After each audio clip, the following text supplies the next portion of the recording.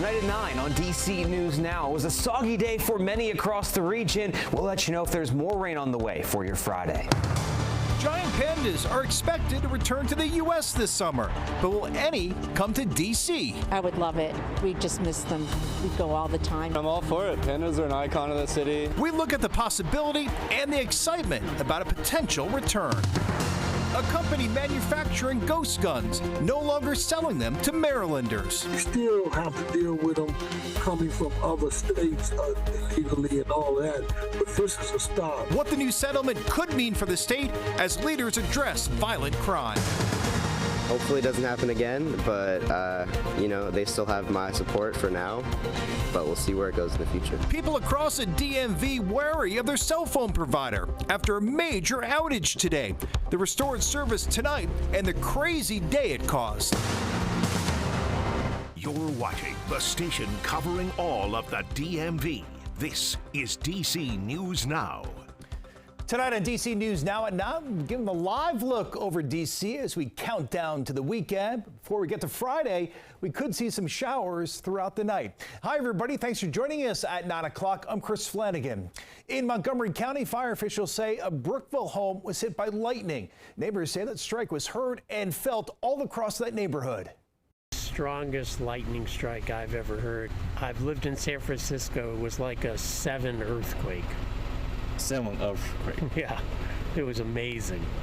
Amazing indeed. DC News Now meteorologist Damon Matson in for Chief Janessa Webb tonight. And Damon, you've been tracking thunder and lightning throughout the region, and this is kind of unusual for February. Yeah, Chris, very unusual, especially the number of lightning strikes and those rumbles of thunder that were noticed and heard throughout the region throughout the entire afternoon. We just had a setup where a warm front was draped over the area. Some of this rain got going, and this is from earlier. There's a couple of those lightning strikes popping up on our radar around 6:45 p.m. right near the Brookville neighborhood there over in Montgomery County. So yes, even the radar picking up on this. And this was a common theme.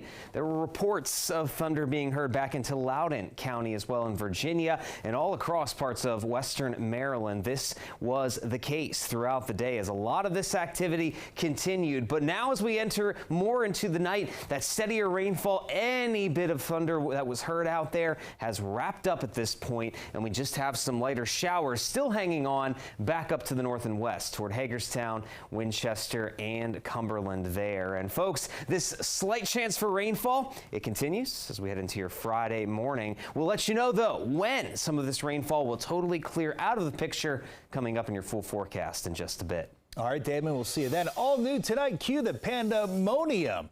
Giant pandas are headed back to the U.S. by the end of summer. China is sending 2 pandas to the San Diego Zoo. So a lot of people hoping that means D.C. could be next on the list. Our Daniel Hamburg talked to panda fans at National Zoo today. And Daniel, it was certainly a big deal when our 3 pandas left back in November. Well, Chris, we saw tears flowing when they were taken away just a few months ago. The China Wildlife Conservation Association didn't renew its loan agreement, but it seems now panda diplomacy is back.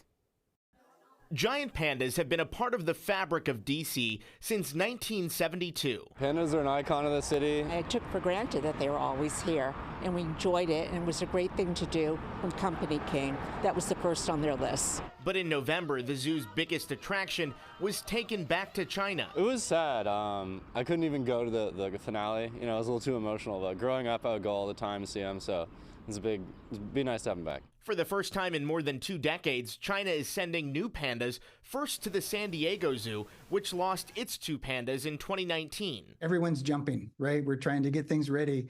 We're preparing the enclosures. We're working on our protocols for care and health. It has DC locals excited. It's a great attraction for sure. And you can see the zoo. People come there for the zoo, for the pandas most of the time. The China Wildlife Conservation Association said Thursday it's in talks with zoos in D.C. and Vienna. It also signed agreements with the zoo in the Spanish capital of Madrid. I would love it. We just miss them. We go all the time, just walk right through, watch them frolicking down the hill. The Smithsonian National Zoo's director confirmed they're in discussions to develop a future giant panda program. Just hope they come. Fingers crossed. So no concrete agreements just yet or any potential timeline to get pandas back in D.C., but the zoo says after 52 years of success, they remain committed to giant panda conservation.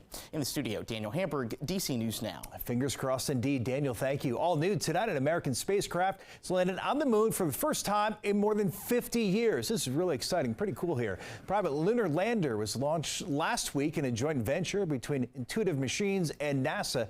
Nicknamed Odysseus, the lander is part of a NASA program to kickstart the lunar economy, with NASA paying about $118 million to get its experiments on the moon during this mission. Bearing the dream of a new adventure in science, innovation, and American leadership in space, well, all of that aced the landing of a lifetime. Yeah, indeed. This is the first time a private company has successfully completed a moon landing after a different company failed last month. Meanwhile, in Virginia, it may soon be illegal to carry a concealed handgun into restaurants and bars. Current law allows it as long as a person has a permit and does not drink alcohol. The bill has previously passed the state Senate and was advanced by a House subcommittee today along party lines. The bill would still allow open carry at restaurants or bars if the business owner allows it.